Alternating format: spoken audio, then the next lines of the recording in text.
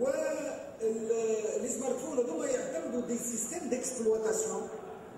ديكسبلواتاسيون، اللي باش نحكي عليهم انا شويه، واللي هما في اغلبيتهم مالوريزمون مازالوا في الستاد نتاع بريليمينير تاع سيكوريتي. داكور؟ دونك لهنا تشوفوا في كيلكو سيستيم في لي ترونسبارون هذوما. السلايد هذا يلخص اهم لي سيستيم ديكسبلواتاسيون. الوغ اللي ندور نحكيو عليه برشا، فما الاندرويد تاع جوجل يستعملوا فيه برشا فيات، فما ويندوز موبايل تاع مايكروسوفت، دونك زاد كيف سي ان كونكورون كبير برشا، وفما دوتر سيستيم كيما البلاك بيري وغيره. داكور؟ هذايا الترونسبارون هذايا فما تو لي ديتاي وقتاش خرجوا اتسيتيرا، وهذايا كله سيدي. الوغ لو بروبليم كي نشوفوا الترونسبارون هذايا، لاجونس اوروبيان دو سيكوريتي دي ريزو l'ENSIA a publié un document de recommandation qui décrit les 10 risques à les smartphones. Les 10 risques موجودين هما هنا، سي لا فويت. بون المشكله الاولانيه السمارت فون بيان ايفيدامون ينجم يتسرق بوكو بلي فاسيلمون كو لورديناتور فيكس ولا لورديناتور بورتابل. والمشكله زاد السمارت فون مالوريزمون هذوما توا ماهماش ايكيبي دو كاميرا اغلبيتهم. السمارت فون اوتوماتيك فيه كاميرا افيك هوتو ريزوليسيون، والناس ولات تاخذ في التصاور، تصاور انتيم، واحد يصور في مرته، الاخر يصور في راجله، الاخر يعمل في عيد ميلاد، الاخر يصور في ولده، الاخر يتصور تاع ديعو، فهمت؟ دونك تصاور تري انتيم. وفي وسطهم كذلك دي اس ام اس ساعات زاده كي سون تري انتيم. دونك المعلومات هذوما الحساسه برشا اللي موجودين في السمارت فون، انا طول هذايا تلقى فيه دي دوكيمون بروفيسيونيل، الاخر مش تلقى فيه لي دوكيمون بروفيسيونيل موجودين، ولكن تلقى فيه لي دوكيمون زاده بيرسونيل. سو كي في لا سيبل دي زاتاكون اجوردي ولات معناها سي لا سيبل كبيره برشا. داكور؟ بون جو باركور هذوما لي ديفيرون تيب داتاك، ويل يا ميم دي فيروس توا جدد، فيروسات جدد دخلوا ولاو يتخدموا على السمارت فون. على خاطر بور نو ريان فو كاشي، معناها اتاكي مثلا يوستان ولا ولا في تونس ما نعرفش انا جيل انسان مشهور كيما ما نعرفش المغنيه كذا كذا فاطمه مساحه ولا الجوار الفلاني كذا، بتاتر لو كان تدخل السمارت فون نتاعو تتحصل على معلومات معناها عنده القيمه، بتاتر تنجم تعمل معاه شونتاج وتدبر عنده تفتوف 10 ولا 15 مليون تتفرج به بوركوا با. وان كان دكتور نعقب عليكم، كان فاطمه مساحه ما عندهاش سمارت فون. فاطمه مساحه ما عندهاش سمارت فون. ما عندهاش سمارت فون، راهو كل لي زيكزومبل تفاتي. فما دي فيروس معناها حبيت نقول تو موجودين على السمارت فون، وفما ما يعبر عليه ثغرات، وفما سكون ابيل الجماعه تعرف شنو وصلوا في البيراتاج. السيستم ديكسبلواتاسيون هذايا اندرويد اللي هو اوبن سورس، وصلوا يعملوا دي زيباد سكون ابيل جاي براكي معناها لو سيستم ديكسبلواتاسيون خرجوه من الانترنت وعاودوا كومبيليوه وحطوا فيه ثغرات، والناس اللي تاخذ هكا السيستم هذاك مالوريزمون فون تيتر اون فيكتيم انسويت معناها نتاع لي بيرات اللي هكا. وهذا باش نكتشفوه تو مع بعضنا من غير من انا نشوفوا تو باش نحكي لكم شويه على سيناريو داتاك تري سامبل. السيناريو هذا استوحيته من ميسيون خدمناها عندها تو 5-6 اشهر. نتذكر فما اوتيل مشهور في قمرت il m'a contacté معناها قال لي سي اوتيل حاجتي بيك في ميسيون تري كونفيدونسيال. On va recevoir وقتها في ماي جوان لو ديريكتور دو لا بنك مونديال في الاوتيل، ولكن الديريكتور دو لا بنك مونديال والستاف نتاعو بعثوا ميل قالوا راهو ايكوتي اسكيل يا دو الانترنت في الاوتيل اي اسكو الانترنت اي سيكوريزي، على خاطر تو سامبلومون راهو الستاف الكل اللي ديكيبي دو سمارت فون والجماعه ils sont connectés quasiment 24 heures sur 24. دونك قال لي سي الاوتيل تجي تشوف لنا اسكو الانترنت في الاوتيل تو سامبلومون اسكيل موجود ولا واسكيل سيكوريزي. الوغ بيان سور لو بروبليم تاع السيد تاع المونديال كيف جاي للاوتيل هذايا يخاف لا قدر الله انه انسان باس كونيكتي كونيكتي وقت اللي هو يوصل كونيكتي البوان داكسي واي في في وسط لوتي ما ينجمش انسان اخر يسو كونيكت دوني ويوليو كونيكتي مع بعضهم على نفس الانفراستركتور واي في. وفي مرحله قادمه بيان سور اسكي يا دي زوتي لوجيسيال كي بيرميتري ان اتاكون d'accéder au smartphone. Je vais accéder au smartphone tout simplement. تخرج الكارني d'adresse, تخرج les SMS, تخرج les images, وتخرج les vidéos اللي موجودين في وسط. Essentiel. D'accord.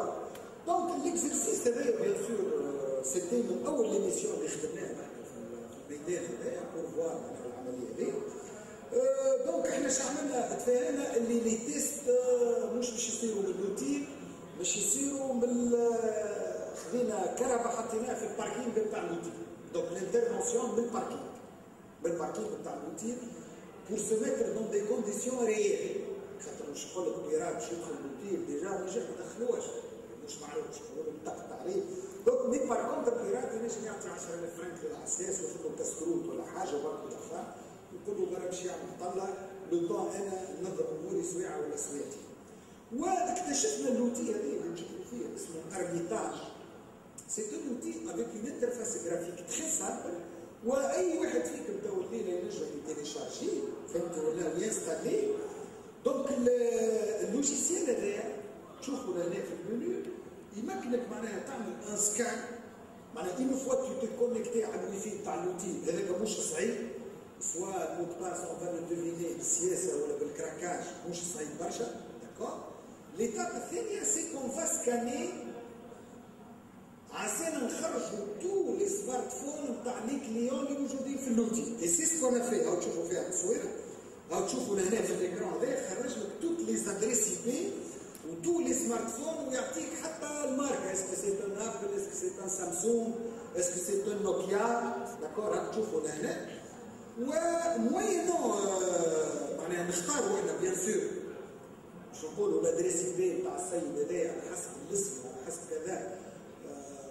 دونك اون فا سيليكسيوني السمارت فون هذايا وتشوفوا له هنا الاولين اختاروا واحده منهم وإل فون لونسي سكون ابيل دي سكريبت. اما دي سكريبت باش يمكنونا باش نستغل الثغرات اللي موجودين خاطر مالوريزمون تو سيستيم ديكسبلواتاسيون اي فينيرابل فما حتى سيستيم ديكسبلواتاسيون ما فيهوش دي فينيرابيليتي. داكور. وسورتو الوغ لا اذا كانوا موشاجين. دونك لهنا باللوتي هذايا اللي هو تري سامبل الجماعه خذاو لادريس اي بي تاع السمارت فون هذايا بالذات ودخلوا هاو تشوفوا هنا لا ليست دي ريبرتوار.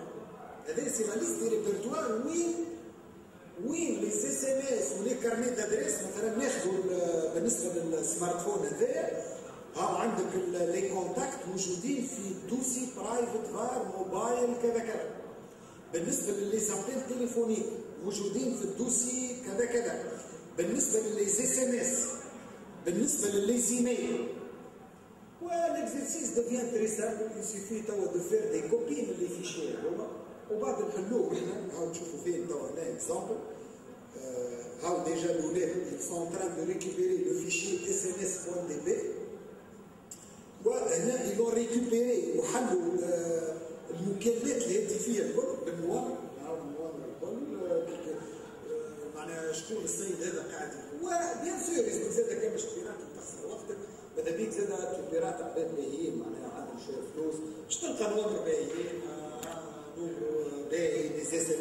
Bon, malheureusement, pour des raisons de confidentialité, ممكن بعض فيكم يستنى فمشي تصاور وفمشي دي كليب فيديو فما انا ما نجموش نوريو. داكور. دونك لاتاك نجحت اون تو ريكوبيري مالوروزمون pour السيد هذا. ما حبيتش ندخل برشا في التيوري والتيب اتاك و حبيت نقول مالوروزمون ساعات انا نسمع في الاي بيزنس في تونس البيمون موبيل ومن نسمع كلام كبير برشا تي تحكي ابجديات السيكوريتي الناس ما تعرفهاش ومش موجوده وهذاك علاش حتى في التدخل الاخير انا انسان نامن برشا بالتدرج المرحلي من صفر ل 20 فما 20 نمره من صفر تتعدى الواحد من واحد تتعدى الاثنين من اثنين تتعدى Ça veut dire que la sécurité des applications mobiles, c'est quelque chose qui est fondamental. ما عندنا حتى opérateur, ما عندنا حتى banque ou organisme de tout type qui dispose de certification internationale de sécurité de l'information. وقت في الأوراق وقت اللي أورانج ولا غيره باش يبيع دي سوليسيون موبيل أول سؤال باش يتسأل مش يعملوا شنو What about security? صاروا شي دي زوديت على ليكيبمون هذاك عندك شي دي سيرتيفيكاسيون انترناسيونال وذاك علاش ان شاء الله بلادنا كان نحبوها تتصلح تو سامبلومون راهو كل شيء فو با رينفونتي لا رو فما دي نورم فما دي ستاندار انترناسيونال بون اون n'a pas le temps de parler des pratiques معناها على البلاك بيري وغيرهم سامحوني ليكسبوزي تي بتيت رابيد شويه بارك الله فيكم وتوت الور اذا كان فما دي كيستيون اون فا تونتي دو ريبوندر وشكرا بارك الله فيك. بارك الله فيك سي عادل. نمشيو مع ديريكتومون مع الوقت مع سي عادل بور من لانسي Agence nationale de sécurité informatique.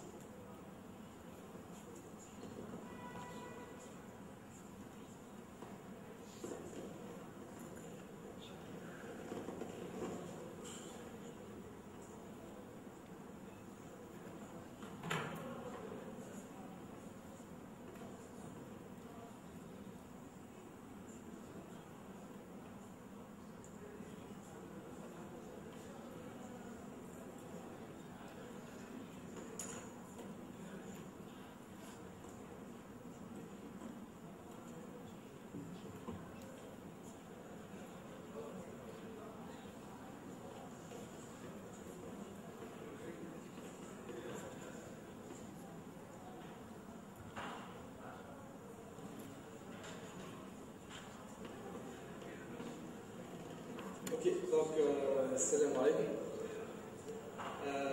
Donc Khaïf Emir de l'Agence nationale de la sécurité informatique.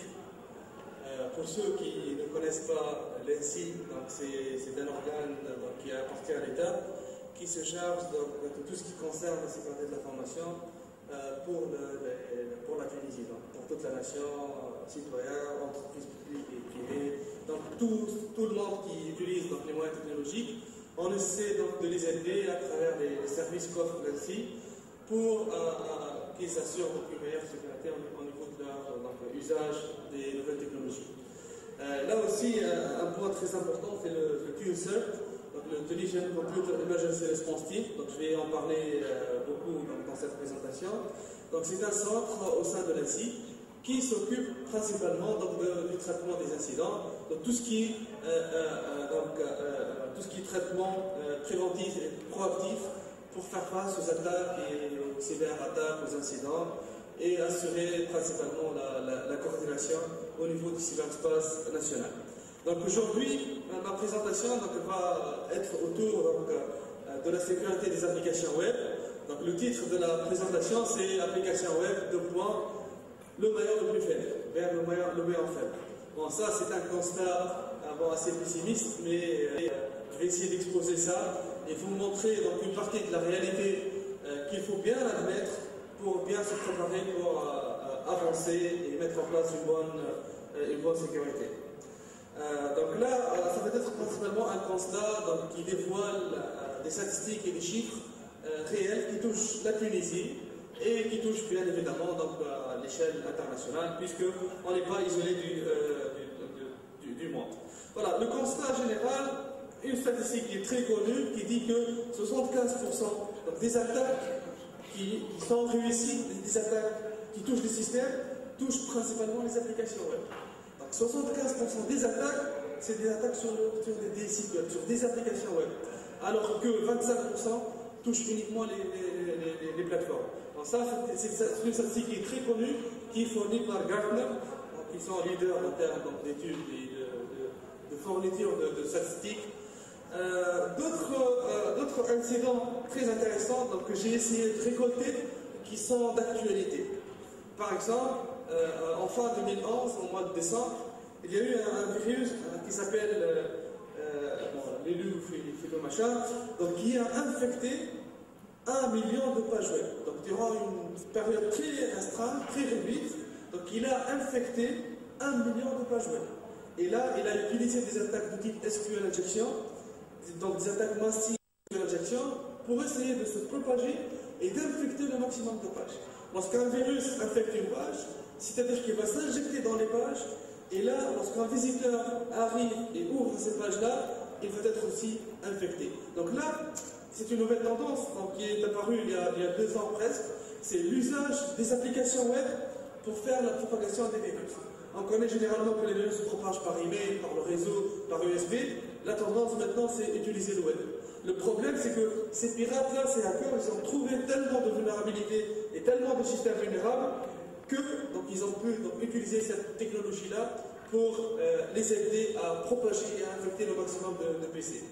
En février 2011, HDGalé, donc c'est une des boîtes leaders en termes de sécurité, c'est des références, ils ont été attaqués par Anonymous. Donc leur système, principalement pour Taïwan, ils étaient attaqués et ils ont réussi à voler des milliers d'emails et des milliers de comptes. Et là, c'était vraiment quelque chose de catastrophique pour une entreprise qui était censée être leader, être quelque chose de parfait en sécurité. Ce qui montre en fait, c'est que là, il y a beaucoup de questions qu'il faut se poser. Si ce genre d'entreprises, ils sont attaqués, ils sont ciblés, et ils ont eu beaucoup de dégâts, donc là aussi, on doit se poser la question, qu'en est-il pour nos systèmes? En avril 2011, la fameuse histoire de Sony. Bon, normalement, tout le monde a entendu parler de l'incident de Sony. Donc Sony, elle était victime d'une attaque donc, qui a fait en sorte que 67 millions de comptes ils étaient piratés. Et 2,2 millions de cartes de crédit, donc des consommateurs et des clients de Sony, donc ils ont eu leurs cartes bancaires, leurs informations sur les cartes bancaires volées, et ça a été à travers donc, des applications web et des sites web qui ont été mis en place par Sony. Emotion Hosting, c'est un fournisseur de services, donc en 2011, donc, il a eu plus de 700 000 sites web attaqués. Et ça, c'est des chiffres effrayants, hein. C'est des chiffres qui montrent vraiment une situation très alarmante. Bon, il faut noter que l'année 2011, c'était une année exceptionnelle, aussi bien en Tunisie, mais aussi dans tout le monde. Le monde, il a connu la naissance d'Anonymous, qui existait depuis il y a un peu de temps, mais en 2011, c'était Anonymous, c'était les attaques de Anonymous. En 2011, c'était Lulzsec, l'un des groupes de pirates les plus destructifs dans le monde. Lulzsec et Anonymous, ils ont fait alliance. Et là, ça dévoile vraiment qu'il y a des menaces qui pèsent très lourdement sur l'Internet. Et nous, puisqu'on n'est pas isolé de cet Internet-là, on doit bien connaître ces menaces-là pour bien savoir se défendre. Il y a un roi chinois qui a dit, il y a quelque chose qui est très... il a dit une phrase très importante qui dit, voilà, know your enemy. Donc il faut connaître votre ennemi. Donc il dit que si on connaît notre ennemi, bon, si on se connaît parfaitement et on ne connaît pas notre ennemi, donc là on va être perdant. Si on connaît notre ennemi et on ne se connaît pas, donc là aussi les batailles vont être perdues. Mais si on se connaît très bien, on connaît notre potentiel et on connaît notre ennemi très bien, là on peut gagner 1000 batailles. Donc c'est une phrase très connue qui est utilisée dans le contexte de la sécurité pour dire que voilà, il faut bien maîtriser ce qu'on a, notre technologie, notre environnement, et il faut bien connaître notre ennemi, et là on peut bien savoir se défendre. Et là l'objectif de cette présentation-là, c'est d'essayer de vous informer sur votre ennemi, notre ennemi. Donc c'est les gens qui sont actifs sur Internet et qui essaient de chercher les défaillances et les failles dans nos systèmes pour nous voler de l'argent, pour nous faire beaucoup de mal. Et là, c'est des histoires vraies et c'est des histoires qui ont découlé donc, sur des pertes énormes pour des entreprises qui sont censées être au top. La dernière histoire, c'était le 4 janvier, la semaine dernière, un pirate saoudien, donc il a attaqué 3 portails, 2 sites israéliens, il a pu voler 400 000 cartes de crédit israéliennes. Et là, bon, c'était le déclenchement d'une guerre entre Israël et l'Arabie Saoudite, mais ça, c'est un incident très grave. Les Israéliens, ils sont connus par le niveau de sécurité et leur technologie de sécurité, et là, s'ils sont dans des situations de dégâts pareils, là aussi c'est très alarmant. Voilà, je vais essayer de vous parler un peu de la Tunisie. Donc là, j'ai développé un petit rapport qui parle des tendances les plus remarquables, des attaques les plus importantes qu'on a vécues en Tunisie. Donc le rapport, il est publié chez Nawet. Voilà. En fait, voilà, ça c'est la classification des tendances, top 10 des attaques ou bien des choses qu'on a vécues en Tunisie. En premier lieu, Anonymous. Janvier 2011, la révolution tunisienne. Avant la révolution, on a eu une des attaques les plus massives qu'on a connues. Anonymous, donc ils ont attaqué massivement les sites appartenant au gouvernement tunisien et à un ensemble d'institutions proches du régime, et ils ont fait beaucoup de dégâts. Donc ça a été sur 10 jours, avec des attaques massives, des délais de service, des défaillissements, des intrusions. Donc ils ont conduit à faire des dégâts, principalement qui ont touché la réputation et touché l'image de marque des établissements qui étaient victimes. Mais bon, si on essaie de chiffrer ça en termes d'argent, bon, c'est très compliqué à calculer. Deuxième tendance, Facebook.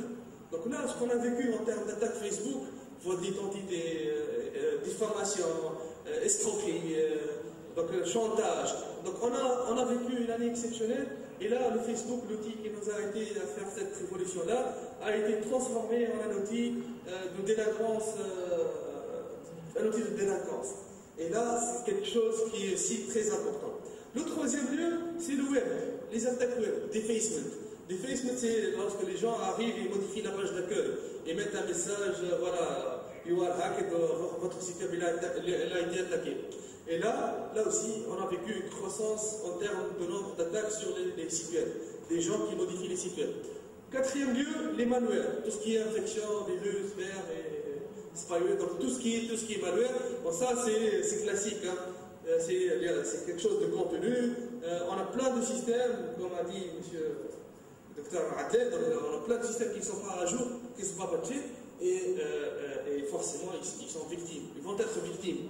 On a une statistique qu'on a réalisée qui dit que chaque système connecté en Tunisie, il subit une moyenne de 600 tentatives d'infection par virus par jour. Et ça montre bien que voilà, les risques, il est là, et bon, il faut savoir se défendre. Quatrième tendance en 2011, c'est ce que j'ai appelé le hacking politique. Les politiciens, ils ont utilisé Internet pour leur programme électoral, mais aussi ils ont utilisé Internet pour s'attaquer. Et on a observé quelque chose d'alarmant, c'est qu'il y a beaucoup de sites web de politiciens qui ont été attaqués.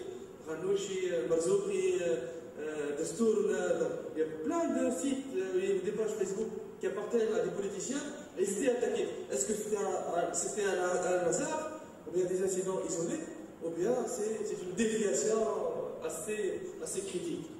Troisième tendance, c'est la perte et le vol de données. Donc, durant la Révolution, plein de systèmes étaient incendiés, plein de données étaient brûlées, et on a perdu beaucoup de données. Là aussi, un autre phénomène, c'est le vol. Donc, plein de PC portables étaient volés, plein de smartphones étaient volés, et toutes ces choses-là contiennent des données. Et là aussi, c'était quelque chose d'assez remarquable qui a montré que, voilà, il faut bien s'occuper de cette chose-là. La septième chose, c'est le réseau Wi-Fi, tout ce qui est piratage de réseau Wi-Fi. On a un exemple ici.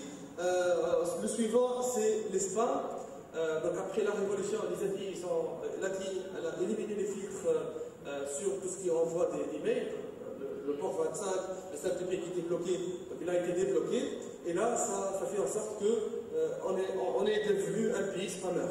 Donc on a plein. Est-ce qu'on est en train de faire le nécessaire? Certainement, il y a beaucoup de choses qui manquent, et là, je vais essayer de vous donner une idée sur ce qu'il faut faire. Le maillon le plus faible, voilà, le web, il est vraiment le maillon le plus faible. Bon, ce n'est pas un constat pessimiste, mais c'est une réalité. Si on voit les statistiques qui disent que le web, c'est 75% des attaques, ça montre que vraiment, il y a quelque chose qui cloche. Donc là, la majorité des attaques sont dues à l'exploitation d'applications web, ça, on doit l'admettre aussi. La tendance technologique, elle s'oriente vers le web. Parce que là, les enjeux deviennent de plus en plus considérables et les gens investissent davantage dans le web. Donc là, s'il y a les hackers qui cherchent des enjeux, qui cherchent de l'argent, certainement le web et il est capable de leur donner ce qu'ils veulent. Les applications web sont généralement la facette la plus visible, la plus exposée du système d'information. Si je suis une banque, le point le plus vulnérable, ça va être mon site web. Et si mon site web il est connecté à mon back-office ou bien à mon système d'information, là, ça peut être un trou qui peut permettre à un attaquant de pénétrer dans le système. Donc là aussi, c'est très attirant. C'est la vitrine. C'est la chose la plus exposée et c'est la chose la plus attractive. Donc le web, il charme beaucoup les hackers, il essaie d'attirer beaucoup les hackers parce que là, les enjeux ils deviennent de plus en plus considérables. Le dernier point, c'est les développeurs. Bon, notre présence ici dans cette conférence, c'est principalement pour sensibiliser les développeurs. Parce que c'est eux qui sont les premiers responsables sur la qualité du produit et sur la sécurité du produit. Mais après, il y a aussi le client qui va acheter, qui va héberger. Lui, ici, il est responsable, mais le développeur, c'est la clé. S'il est sensibilisé et s'il applique les bonnes pratiques, donc là, on va éliminer une grande partie des risques et on va sécuriser davantage nos applications. Donc là, la question qu'on se pose, est-ce que c'est aussi dangereux qu'on le pense? Est-ce que cette vision assez pessimiste, est-ce que ça dévoile vraiment une situation alarmante, une situation critique? La réponse est oui, bien évidemment. Donc là, encore des statistiques. Si on parle en termes de failles, donc là, il y a plein d'entreprises qui font des études de recherche pour dévoiler les failles. La source, c'est CVE Details, c'est une base de données de vulnérabilité. J'ai extrait les vulnérabilités les plus connues et les plus proches du web. Exemple, SQL injection, XSS, HTTP response splitting, CSRF, file inclusion, code execution, denial of service. C'est des failles qui touchent directement les applications web, ou bien les applications en général. Et on voit les courbes qui montrent le nombre de failles annoncées par an. Et là, on a des chiffres, par exemple, en 2006, il y a eu 2716 de failles de type exécution de code. Donc des failles qui permettent à l'attaquant d'exécuter un code à distance. Si on voit la courbe rouge, c'est SQL injection. Donc on a eu en 2008 1102 failles de type SQL injection qui sont annoncées. Et là, c'est des chiffres qui sont très importants parce que ça montre le nombre de failles qui ont été annoncées, détectées. Et là aussi, ça attire notre attention sur la présence d'une quantité énorme de failles. Et la deuxième question, comment faire face, comment traiter ça? D'autres statistiques ici, c'est en Tunisie. Donc au niveau de notre centre tunisien, donc le Computer Emergency Response Team, on a cette statistique-là. En 2010, dans la grosse partie, c'est les malwares, c'est les virus, ils sont toujours dans le top des statistiques. Mais en deuxième lieu, on a tout ce qui est defacement, donc les incidents defacement, et des lignes de service sur les sites web. Et ça fait pratiquement 14% des incidents qu'on a traités en 2010, c'est des incidents sur les sites web, des lignes de service et defacement. C'est des gens qui ont pénétré et qui ont modifié le contenu.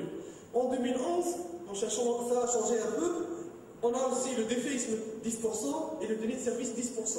Donc là, en 2011, on a eu une évolution sur les attaques qui touchent les sites web. On a à peu près 20% des incidents traités, ça touche principalement des sites web.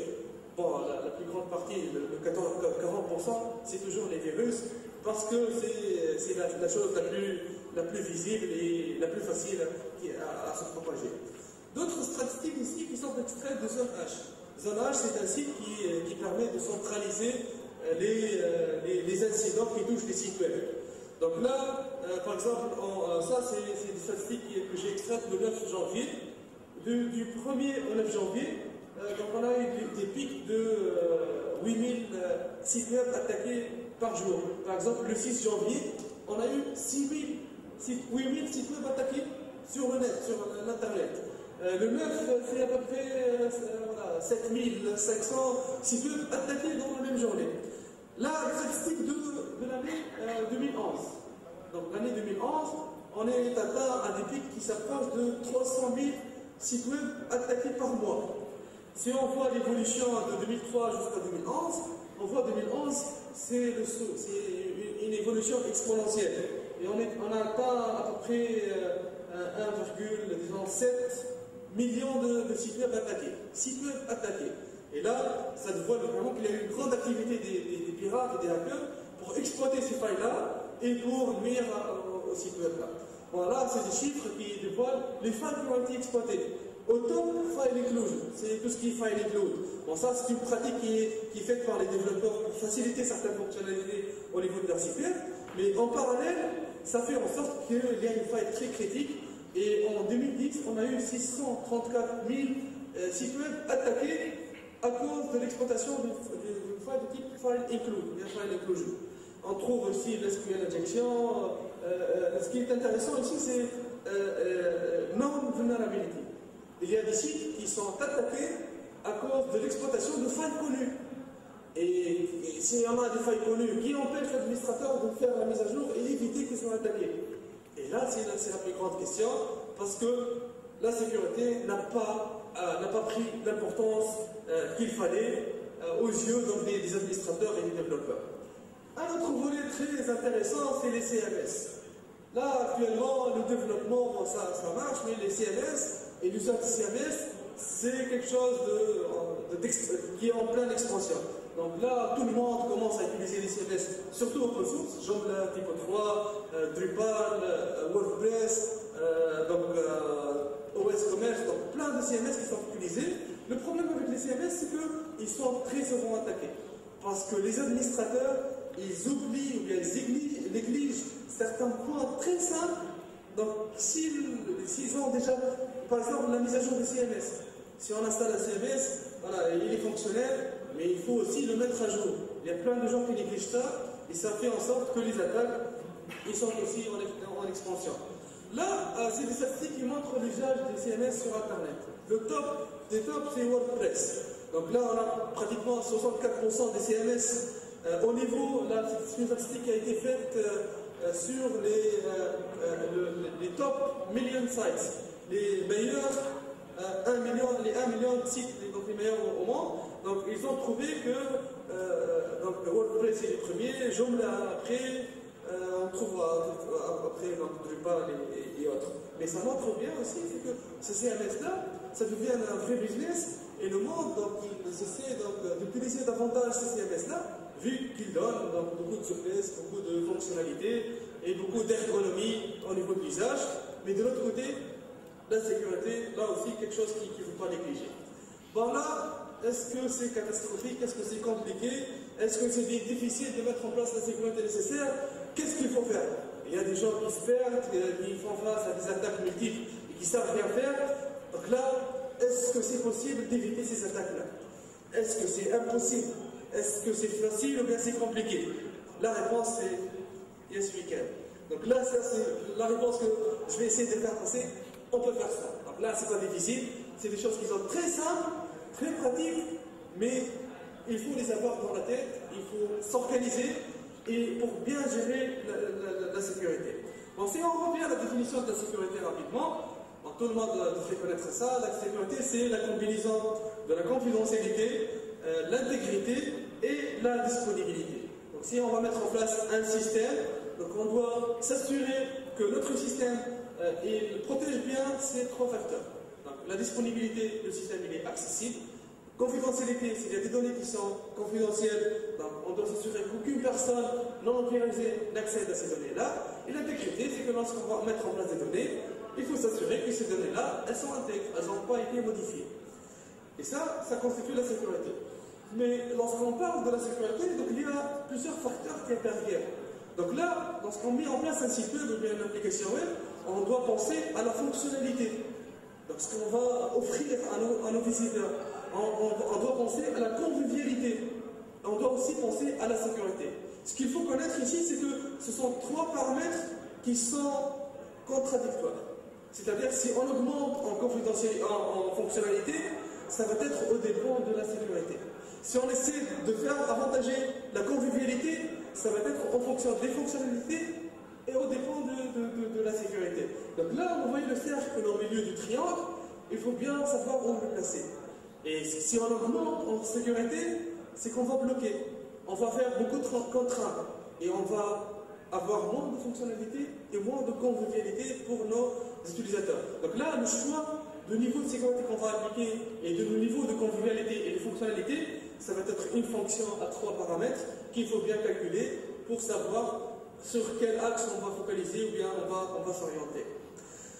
Donc là, vu mon expérience, j'ai traité des centaines d'attaques qui touchent les sites web, et à chaque fois, il y a toujours les mêmes excuses. Les gens, ils connaissent très bien ce que c'est que la sécurité, ce qu'ils doivent faire, mais ils donnent toujours les mêmes excuses. Il y a ceux qui disent, voilà, moi j'ai tout fait, j'ai mis toute la sécurité, j'ai un firewall, et j'ai mis un certificat SSL. Mais c'est pas ça, en fait. La sécurité, c'est pas ça. D'autres qui disent que voilà, c'est vrai que vous avez trouvé des failles, mais c'est pas exploitable. Et ben, si toi, tu n'es pas capable de l'exploiter, il y a d'autres personnes qui sont peut-être plus expérimentées, qui ont beaucoup plus de temps que vous, et ils peuvent exploiter, ils peuvent causer des dégâts. Il y a des gens qui disent que je ne suis pas menacé, personne ne me cible, mes employés, ils n'ont aucune connaissance. Mais là, ça a changé. Hein. La cartographie donc, des hackers et la cartographie des risques, elle a tellement évolué que toute personne, elle peut être attaquée, même s'il n'a aucun enjeu, même s'il n'y a aucune chose qui va attirer les hackers, parce qu'il y a plein de hackers qui agissent au hasard. Ils entrent sur Google et ils choisissent donc des cibles comme ça. Par exemple, lorsqu'il y a eu l'incident diplomatique entre l'Iran et l'Arabie Saoudite, donc les Saoudiens, ils ont essayé d'attaquer les Iraniens. Qu'est-ce qu'ils ont fait? Ils ont attaqué des sites tunisiens, publiant des messages pour insulter les Iraniens.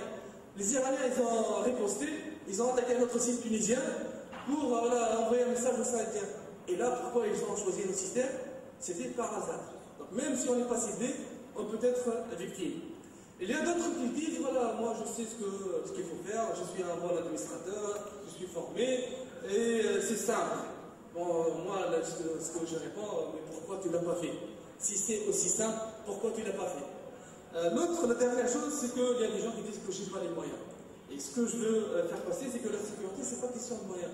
Il y a le bon sens, il y a l'organisation, il y a les pratiques, la culture, le comportement. C'est des choses qui ne s'achètent pas avec l'argent, mais c'est des choses qu'on doit apprendre et ça prend en fonction donc, du temps. Donc si on revient à nos CMS, bon, là c'est une ambiguïté, que faire pour les CMS? Donc là, est-ce que c'est quelque chose sur lequel on peut agir? Donc là, bon, bien sûr, les CMS, c'est pas très compliqué, donc il faut bien maîtriser la sécurité des CMS. Et lorsqu'on va choisir un CMS, on peut entrer sur un site comme CMS Matrix qui donne des comparatifs des CMS. Et là, on voit donc, un comparatif entre Drupal, Joomla, Spike, Symfony, Twiki, Typo3 et WordPress sur les fonctions de sécurité. Et là, si on voit très bien, bon, ça c'est tout en jaune, mais chez moi c'est en vert et en jaune, un problème de projection.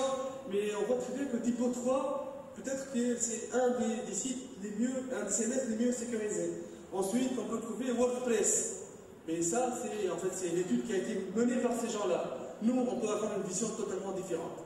Moi, personnellement, je considère que Drupal est le meilleur en termes de sécurité. Un autre collègue, il me dit non, c'est WordPress qui est meilleur. Bon, ça, c'est très subjectif. Mais nous, lorsqu'on va essayer de choisir, ou bien conseiller quelqu'un, un des paramètres, c'est la sécurité. C'est vrai qu'on va raisonner en termes de modules, de fonctionnalités, de faisabilité et de flexibilité, mais il ne faut pas oublier que la sécurité, c'est un des critères qu'il faut adopter lorsqu'on va choisir donc, un CMS. Et là, moi personnellement, je dis que la sécurité des CMS, elle est plus facile que la sécurité d'une application qu'on a développée en interne. Parce que les CMS, c'est des millions de développeurs et des gens qui cherchent des failles, et à chaque fois qu'ils trouvent, ils partagent ça. Donc là, on est sûr que la probabilité de trouver une faille sur un Joomla, elle est vraiment quelque chose de très réduit. C'est un epsilon. Alors que si on a un site web qu'on a développé nous-mêmes, la probabilité d'avoir des failles, elle est très élevée. Parce qu'il faut investir beaucoup d'efforts pour identifier les failles, et ça demande beaucoup d'argent, et ça demande beaucoup de ressources humaines pour travailler sur ça. Mais voilà, si on veut appliquer les sécurités sur un CMS, il y a des règles qui sont très simples. La mise à jour du CMS, il faut utiliser la dernière version. S'il n'y a pas la dernière version, ne me parle pas de la sécurité. Ça, c'est la condition nécessaire et pas suffisante. Elle est suffisante, mais pas tellement. La deuxième chose, si on utilise des modules qui proviennent de tiers parties, de développeurs ou bien de la communauté, il ne faut pas les oublier, parce que ces modules-là, ils peuvent contenir des failles et causer donc des dégâts sur le site. Là aussi, il faut les intégrer dans le processus de la sécurité. Bon, sinon, il y a tout ce qui est contrôle d'accès, tout ce qui est gestion des mots de passe. C'est des pratiques très simples. Il faut savoir que les CMS, il y a des milliers de personnes qui travaillent derrière et qui cherchent des failles, qui sont en train d'aider les utilisateurs pour avoir une meilleure sécurité. Mais voilà, si on revient en général, donc là, si on se compare des applications en général, indépendamment des CMS, donc là, ce qu'il faut savoir, c'est que la sécurité, ce n'est pas une action ou un projet, c'est un processus continu. Et là, ça commence dès le développement de l'application, et là, on parle de la sécurité dans le cycle de développement. C'est SDLC, le Software Development Life Cycle. Donc il faut intégrer la sécurité dès les premières phases. On commence par l'analyse de risque, définition des besoins en termes de sécurité, définir les directives de sécurité, modéliser les menaces, avoir une composante de sécurité au niveau de la conception même, faire la révision du code, tout ce qui est audit et revue de code, et lorsqu'on va mettre en exploitation notre application, là aussi il y a d'autres considérations. Il ne faut pas oublier aussi, lorsqu'on met en place une application, lorsqu'on développe une application, il y a des tests qu'il faut faire. Il faut auditer le code source, faire des tests d'intrusion, il faut auditer la conformité. Si par exemple, si on fait du business en ligne, tout ce qui est paiement en ligne, donc là, actuellement, il faut être conforme à un standard qui s'appelle PCI DSS, Payment Card Industry.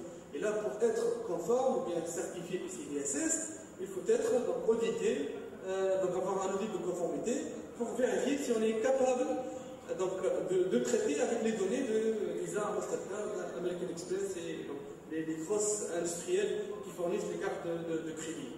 Sans oublier les plateformes, il faut bien les sécuriser, avoir une gestion prudente, donc ce qui est due diligence, donc avoir une gestion très prudente qui tient en compte tous les aspects, tous les intervenants au niveau de notre système d'information. Sans oublier les outils nécessaires qui sont donc la politique de sécurité qu'il faut avoir, la sensibilisation, la formation et l'éducation des gens qui travaillent et qui utilisent la plateforme pour en mettre en place, et aussi la technologie. Il faut s'équiper de firewall applicatifs, de détecteurs d'intrusion. Donc là aussi, la technologie, elle est indispensable, mais elle n'est pas tout. Si on est équipé par un firewall, ça ne veut pas dire qu'on est bien protégé. L'approche qu'on doit adopter, c'est ce qu'on appelle la défense en profondeur. La défense en profondeur, c'est une stratégie qui a été inventée par les militaires pour protéger les casernes, mais nous, au niveau de notre système, on a les données qui sont très sensibles qu'on veut protéger. On va essayer de mettre en place plusieurs couches de sécurité pour essayer de rendre la tâche d'un pirate plus délicate, plus difficile, et voire même impossible, si on arrive donc à prendre en considération tous les facteurs importants. Le dernier slide, c'est à propos de l'ANSSI. Donc je vais essayer de vous exposer un peu l'ANSSI, qu'est-ce qu'elle fait dans ce sens-là.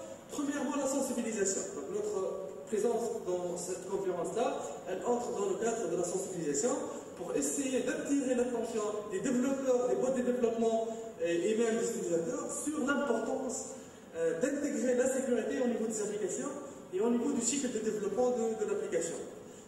Donc là aussi, c'est des messages qui sont très clairs qu'on essaie de faire passer à travers cette présentation.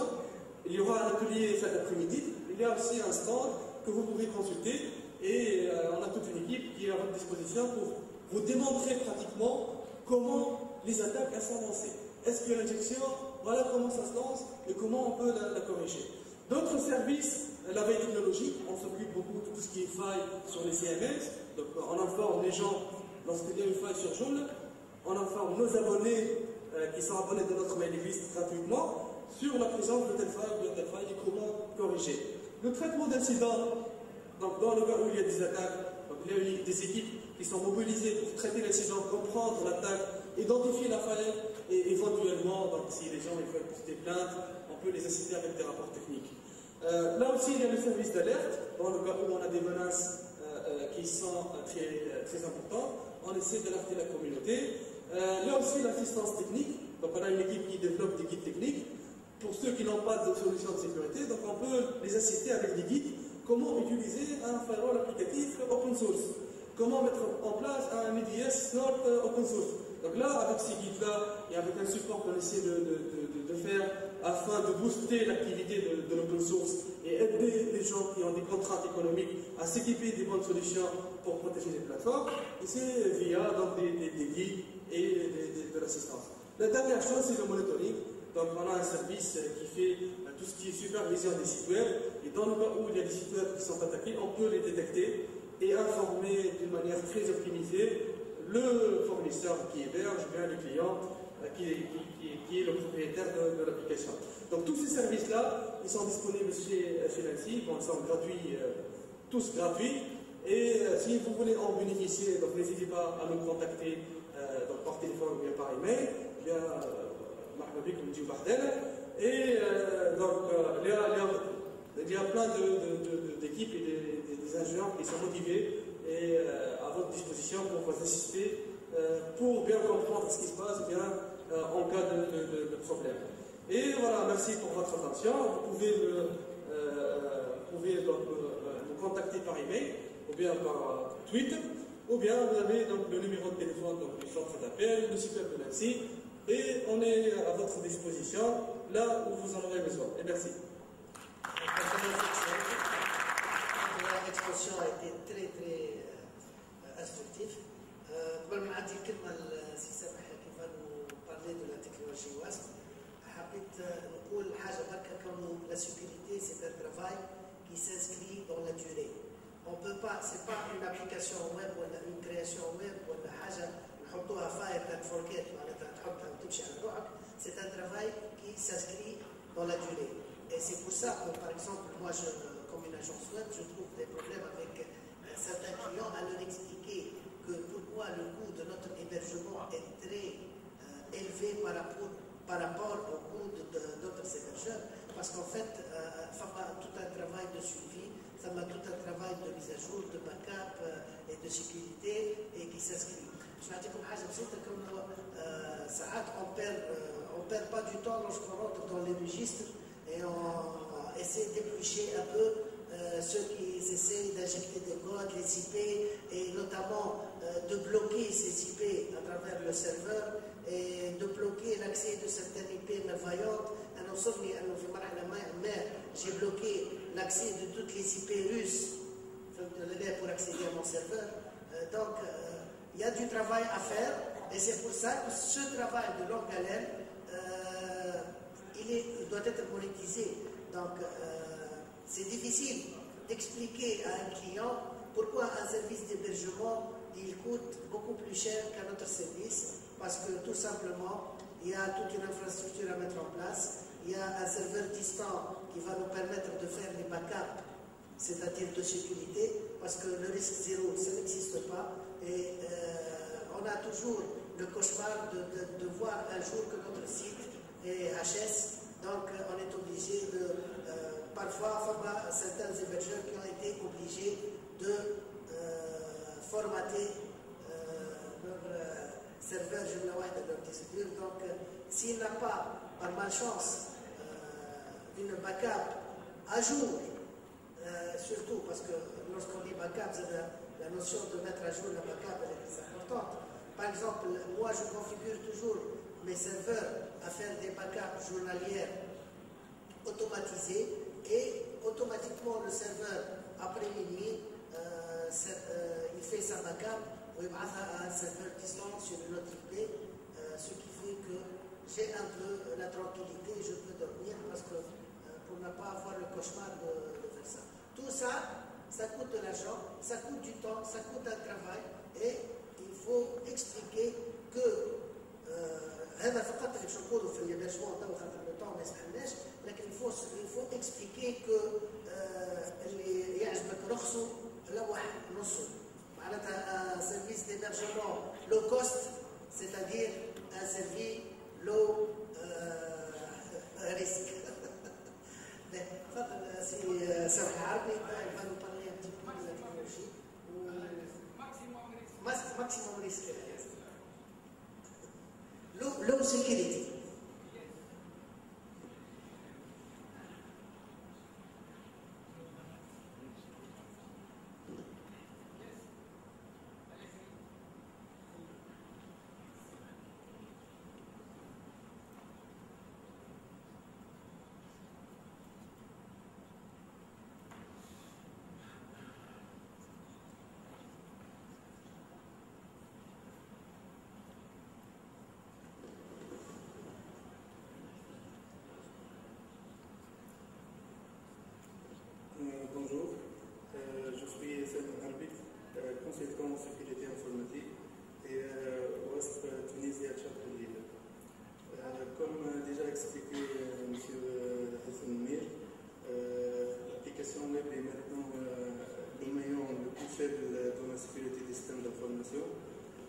Et donc, il y avait beaucoup d'initiatives pour développer et standardiser le domaine de sécurité web.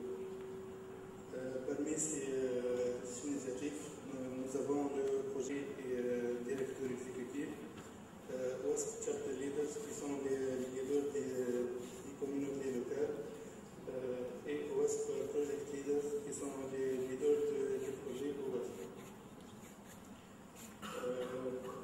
Les chapitres OWASP sont partout dans le monde. Nous avons plus de 150, bien sûr en Tunisie, en Afrique, en Tunisie, au Maroc, en Égypte. OWASP est supporté par des grandes entreprises telles que Microsoft, Adobe, Oracle, Qualys, Symantec, etc. Maintenant, OWASP est en parfaite harmonie avec des normes de sécurité bien connues telles que ISO, SOX, SAS 70 et même exigées par des normes de sécurité telles que PCI DSS. Les initiatives de OWASP tournent autour de 4 thèmes principaux, sont la construction, la vérification, l'éducation et l'aspect communautaire. Voici la répartition des projets. Nous avons 9% sont des codes, 31% sont des outils, 50% c'est de la documentation. Ces projets entrent dans 3 catégories. Detect, ce sont tous les projets qui servent à détecter les failles, les insuffisances dans les applications. Protect, tous les projets qui aident à protéger les applications. Lifecycle, c'est tous les projets qui servent à introduire des mesures de sécurité dans le cycle de vie du logiciel, c'est-à-dire SDLC. Donc, avec les projets OWASP, on peut avoir ce qu'on appelle Secure SDLC, en utilisant les projets OWASP dans chaque étape de notre SDLC. Avant le développement, nous avons deux choses importantes qui sont la sensibilisation et la formation. Pour la sensibilisation, nous avons des projets tels que OWASP Top 10. C'est une liste des vulnérabilités les plus rencontrées. OWASP Top 10 for .NET, c'est le même projet mais pour les applications .NET. OWASP Application Security Desk Reference, c'est un référentiel de 500 pages qui parle de tout ce qui est sécurité web. Nous avons aussi des guidelines, ce sont des directives qui aident les développeurs à construire des applications sécurisées avec des langages tels que .NET, Java, Ruby on Rails, etc. Pour la formation, à part les forums et les conférences et les mailing lists, nous avons ce qu'on appelle Cloud Applications. Ce sont des applications et des plateformes vulnérables destinées à être des labs pour tester les failles et savoir comment se protéger. Exemple, Broken Web Applications, Insecure Web Applications, WebGoat.net et iGoat. Par exemple, iGoat, c'est une plateforme vulnérable pour les applications iOS. Pour la conception et le développement, on peut citer des projets comme OWASP Development Guide. C'est un ouvrage qui aide les développeurs et les architectes à construire des applications sécurisées. Nous avons aussi Enterprise API, ce sont des bibliothèques API pour faciliter